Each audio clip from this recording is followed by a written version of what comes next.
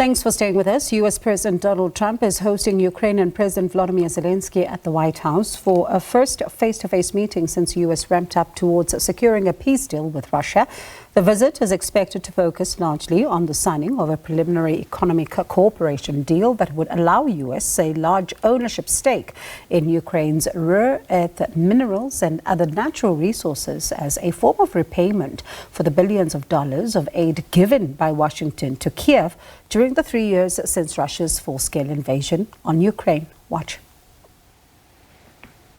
The relationship between President Zelenskyy and President Putin is not a good one. You've noticed, right? It's not a good one. It's not a good relationship. And we're going to have to try and work something out. Sometimes that happens. I get along with both. I have a very good relationship with President Putin. I think I have a very good relationship with President Zelenskyy. And now we're doing the deal, and we're going to be in there. We're going to be actually in there and digging our hearts out. And hopefully, we need the rare earth, and we have some here, but we don't have enough. Our economy is very strong, and we need a lot of things that in some cases we don't have here. This deal could be a great success or it could pass quietly, and the big success depends on our conversation with President Trump. This agreement could be part of future security guarantees, but I want to understand, an agreement is an agreement. But we need to understand the broader vision, what lies next for Ukraine. Where are we in all of this? The main thing for me is we are not debtors. There's no 500 billion debt in this agreement, nor 350, nor 100 billion, because that would be unfair. All right, for more on this, let's speak to our U.S. correspondent, Sherwin Bryce-Pease, who's monitoring these developments for us. Sherwin, good evening to you. Thank you so much for your time. Things appear to be moving very fast, right? So soon after the appeared to be growing tensions between President Trump and President Zelenskyy after Trump called him a dictator just last week, which is something he now says possibly didn't do. What more do we know about this meeting at the White House today? I mean, I think the better question would be, what we don't know, right? And I think there are more things we probably don't know about this agreement as we've been talking all week, Bongiwe, than we do.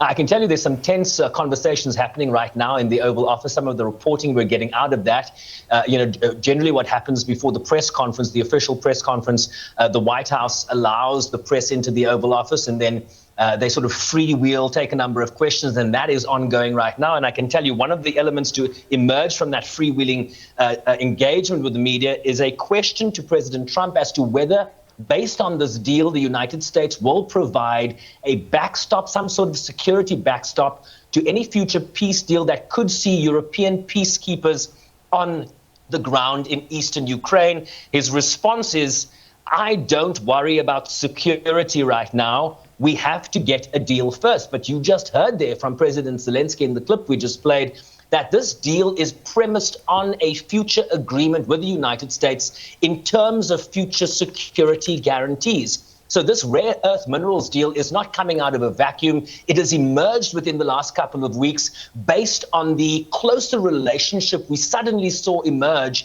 between Washington and Moscow. The unilateral decisions that were taken by the Trump administration in terms of forging ahead towards a peace deal with Russia, the subsequent meeting between Marco Rubio and Sergei Lavrov in Riyadh in Saudi Arabia, without the presence of traditional partners, the European Union, without the presence of Ukraine there, leaving Zelenskyy quite vulnerable as to where the United States was going to land here. Let's listen to an expert on this proffered security deal. His name is James Nixie. He is a lead of the Russia-Eurasia program at Chatham House in the UK. Let's listen to how he framed this agreement.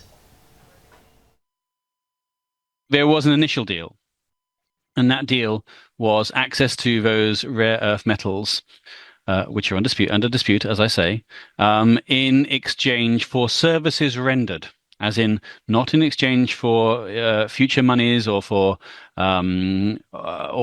security guarantees for Ukraine, but in fact for past assistance. So in a sense, there was a degree of extortion there. Ukraine was to hand over its wealth in return for what it had supposedly been given. that deal has now been revised somewhat, but the terms of it are still unclear. But again, they have to be unclear if you don't know who's controlling the ground over the top of the minerals, and if you don't know the true volume and extent of them. So, Bongi, where essentially Volodymyr Zelenskiy finding himself in between a rock and a hard place. And, that's not a reference to the rare minerals. Things like cerium, a major component of metal alloy, europium, used as a reactive metal on banknotes, gadolinium, used in nuclear reactors, and the list goes on. The question that geologists have right now is whether, in fact, Ukraine, in the territory that it controls, actually has deposits of the rare minerals that are central to this deal. We understand that the majority of some of these rare minerals are in the occupied territories that the Russian Federation has now usurped into its federation. And how does this deal then, deal with rare earth minerals that are found in the occupied territories, let alone what they have as deposits within Ukrainian-controlled territory right now? So the haste with which they're moving here in terms of getting this deal on the table seems to be moving very quickly, and we don't really know the parameters or the really finer details that are going to make a deal like this work in the long run.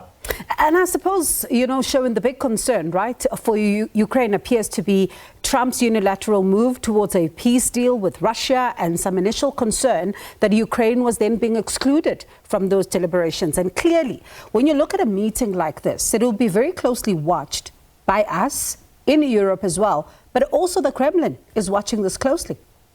Absolutely. And the Kremlin is moving forward with the initial agreement between Marco Rubio and Sergei Lavrov in Riyadh, Saudi Arabia. They agreed on certain parameters, but they also talked about reappointing ambassadors to the respective capitals, repopulating some of the embassies and consulates after the expulsion of a number of diplomats on both sides. So they're moving ahead. I understand that the Russian Federation has named a new U.S. ambassador, a new Russian ambassador to the United States. So they're moving ahead with this agreement.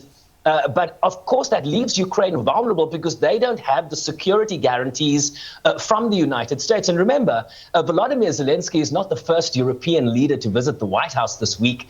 There's been a train of European leaders, starting with Emmanuel Macron on Monday, followed by Keir Starmer, the Prime Minister of the United Kingdom, yesterday, and now Volodymyr Zelenskiy, because they too don't have the answers that they are seeking from the United States, a traditional partner in this effort against Russia. That seems to be changing. The geopolitical plates are shifting. The question is, does that leave Ukraine more vulnerable, or will the Europeans be able to convince the United States that they are needed as a backstop to any future peace deal, where they have indicated, certainly the UK has, that they are ready to put boots on the ground to solidify this peace deal? So as I said at the beginning, more unanswered questions, or certainly more questions than answers as we move forward here.